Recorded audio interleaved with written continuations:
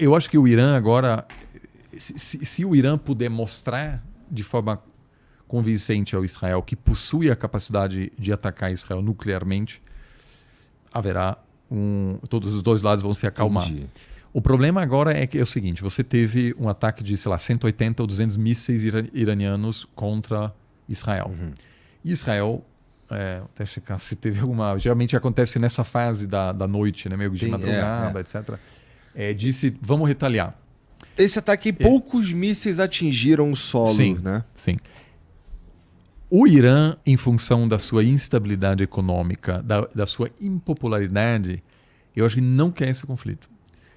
O problema é que, se o Irã não responde à altura a provocações israelenses, aquilo pode empoderar Israel.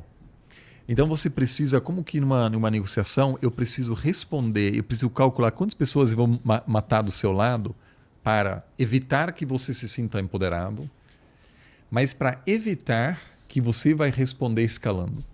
E aquilo é um jogo difícil, porque você lança um míssil achando que esse míssil vai cair num campo de futebol. Mas pode cair num hospital, entendeu? Que está ao lado. Então o risco agora de erros sendo cometidos pelos dois lados, porque um míssil pode falhar, né? A Rússia, por exemplo, sem querer, em vários momentos, o míssil russo, que era para cair na Ucrânia, caiu na Polônia. A Polônia é um integrante da OTAN, entendeu? Isso acontece, entendeu? Foi mal aí, irmão. O míssil era pra cá. Caiu, em várias vezes caiu na Polônia. E o que o governo da Polônia falou? Não, deixa pra lá. Porque não quer briga com... Entendeu? Mas é real isso. Tanto que...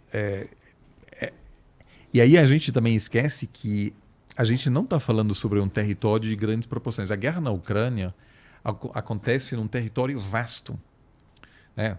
Você vai, assim, para cruzar a Ucrânia é 20 horas de trem. No Oriente Médio é tudo muito concentrado. Então, assim, o risco de acidentes é elevado. Eu acho que hoje, isso é o que me preocupa, eu acho que o Irã não possui hoje a capacidade de utilizar uma bomba atômica.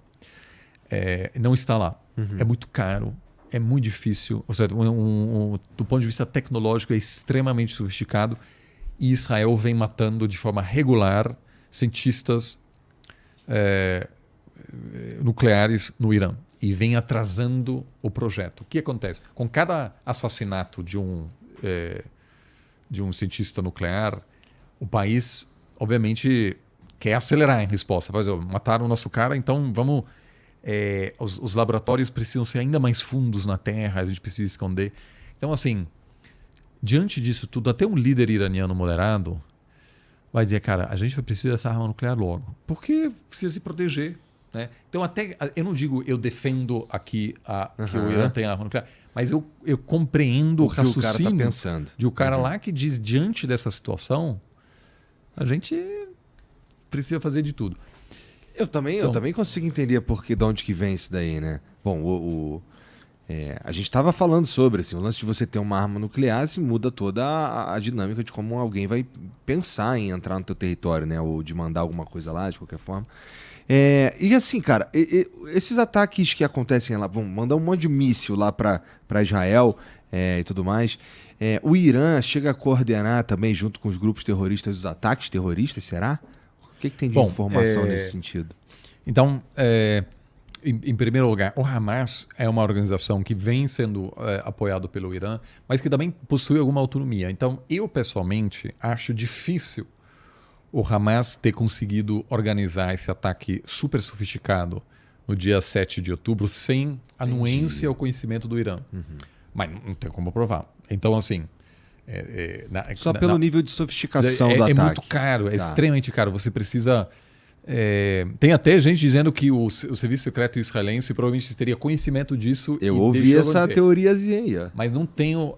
Eu acredito que a questão de teorias da conspiração é que a gente olha para o cenário em retrospectiva. Então, em retrospectiva, aquilo ajudou ao Netanyahu a se manter no poder. Só que aquilo é impossível saber antes, porque o ataque foi tão atroz e foi uma falha tão grave que poderia ter derrubado ele imediatamente.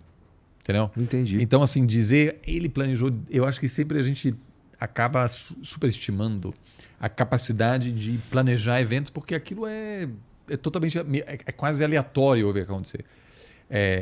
Então, eu acho pouco provável. Apesar de que o serviço secreto, eu acho que foi caro e sofisticado e do ponto de vista de planejamento muito bem, feito por um grupo muito pequeno de pessoas para não vazar e chamar a atenção do serviço secreto israelense. Então, acredito que sim, em parte porque o Irã, no meu raciocínio, mas de novo, é uma especulação e eu jamais escreveria um artigo dizendo o Irã sabia disso. Não, a gente é muito, de novo, é extremamente difícil saber exatamente o que aconteceu.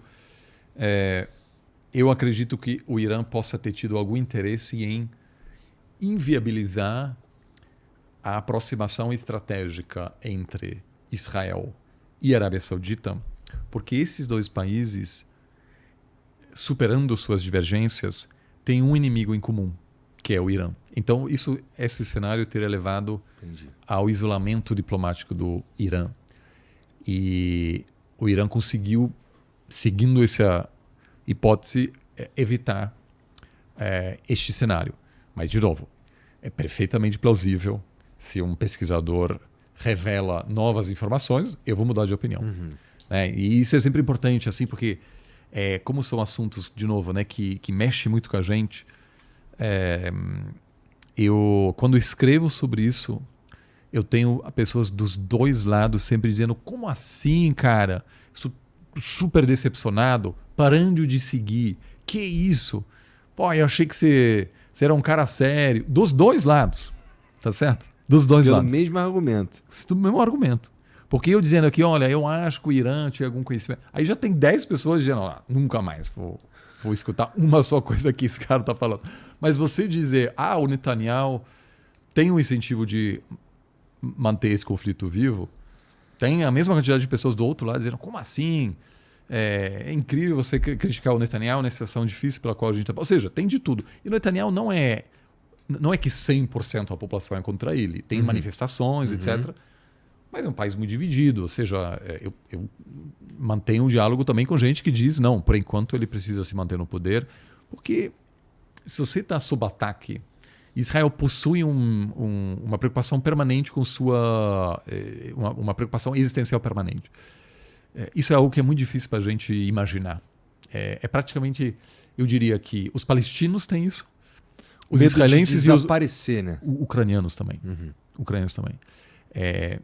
E quando eu converso com os ucranianos, eles às vezes, eu recebo com frequência delegações ucranianas, etc. E eles dizem assim: a gente fica muito decepcionado com o Brasil está do lado russo, ou sei lá o quê. Porque a gente tem aqui uma guerra de sobrevivência, porque se a Rússia vencer essa guerra, os nossos filhos não vão aprender mais ucraniano, eles vão ser obrigados a aprender russo. Toda a nossa literatura, toda a memória da nossa nação vai desaparecer. E vocês não condenam a Rússia de forma explícita. E eu sempre tento dizer, a não ser que você sinta isso em relação à sua própria nação, não dá para entender. Tem como entender. Os palestinos sentem isso permanentemente, os israelenses também, os ucranianos, talvez alguns outros povos ao redor do mundo, mas isso torna esse conflito tão complexo, que os dois lados estão com esse medo. Agora, eu constatando isso, vai ter um monte de gente assim: como assim você está igualando porque tem muito mais vítima do lado palestino? Sim. Eu não estou aqui igualando os dois lados, eu estou dizendo que existe essa preocupação dos dois lados. E no caso palestino, o resultado da matança que acontece, primeiro do ataque terrorista em Israel, mas da matança que levou à morte de milhares e milhares de civis, inevitavelmente, ao meu ver, leva a uma radicalização que, como eu disse, pode produzir ataques terroristas daqui a 10 anos, daqui a 20 anos.